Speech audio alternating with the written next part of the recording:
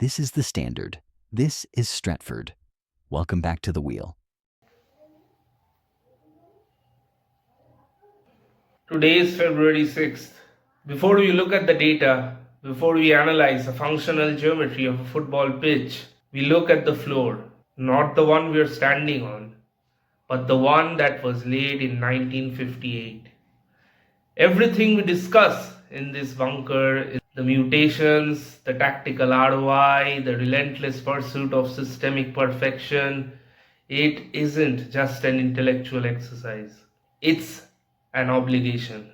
The Flowers of Manchester didn't just win football matches. They have established a standard. It is a living, breathing rejection of the word impossible. We audit the present because we respect the past. We demand excellence because the babes made excellence the minimum requirement for wearing the shirt. So, as we prepare for Spurs, we aren't just looking for 3 points. We are looking for a performance that honors the defiance of a squad that was taken too soon but never left. This video is dedicated to the Busby babes. Let's look at the work. Now let's talk about the present. There is a specific kind of modern plasticity creeping into the corridors of Old Trafford. A whisper that we should mimic the Spurs model, that we should admire their commercial stability and their infrastructure first philosophy. It is an insult to the memory of this club. Spurs are the gold standard for the participation trophy era.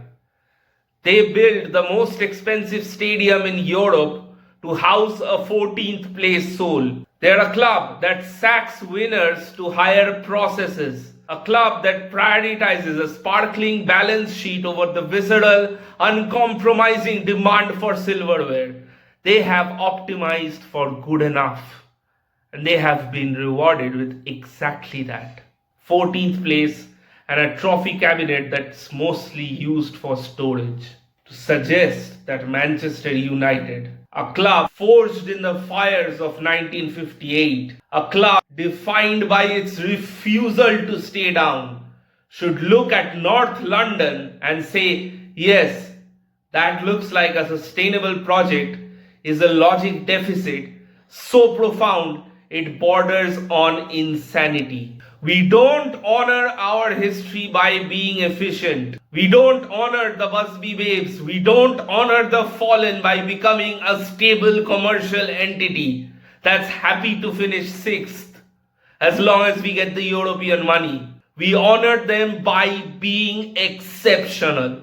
If the boardroom wants a model to follow, they shouldn't be looking at Daniel Levy's spreadsheets. They should be looking at the mural on the east stand, because the moment we start admiring the Spurs model is the moment we admit we've forgotten who we are. With that in mind, let's look at the cadaver on the table. Thomas Frank's Tottenham Hotspur.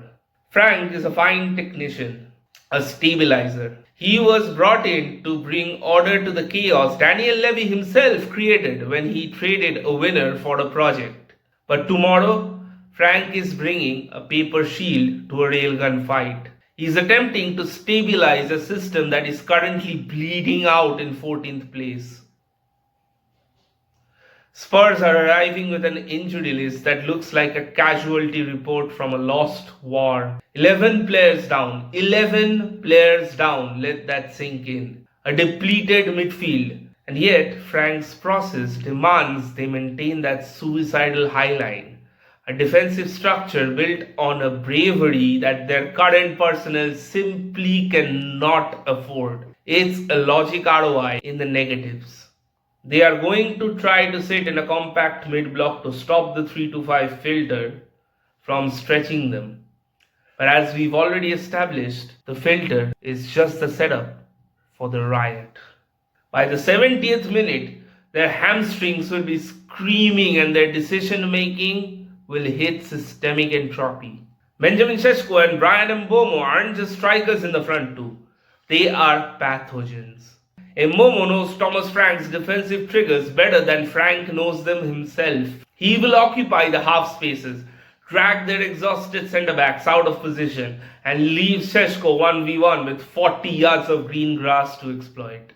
We aren't just going to beat them, we are going to expose the fact that modern plasticity has no answer for a team that plays with the weight of a 1958 standard. They have no answer for the team that's forged in the fires of the Munich plane crash and rose like a phoenix from the ashes. Thomas Frank isn't walking into a football match tomorrow. He's walking into a liquidation. Tomorrow, when the whistle blows at Old Trafford, the noise will be immense. But beneath the chants and the shouting, there is a silence. It's the silence of a standard that hasn't moved since 1958. Spurs are playing for a result. They are playing for a process. They are playing to prove that their model of modern plasticity can survive another week in the top flight. We are playing for something else. We play to prove that Manchester United cannot be modeled. We play to show that the 4-2-2-2 isn't just a formation, but a manifestation of the defiance this club was built on. We aren't just going to take 3 points from Thomas Frank.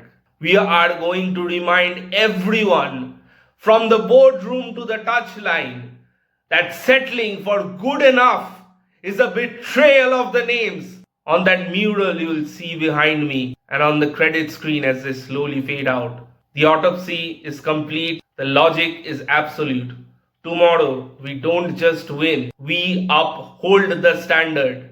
And this is for the Busby babes. Try to keep up.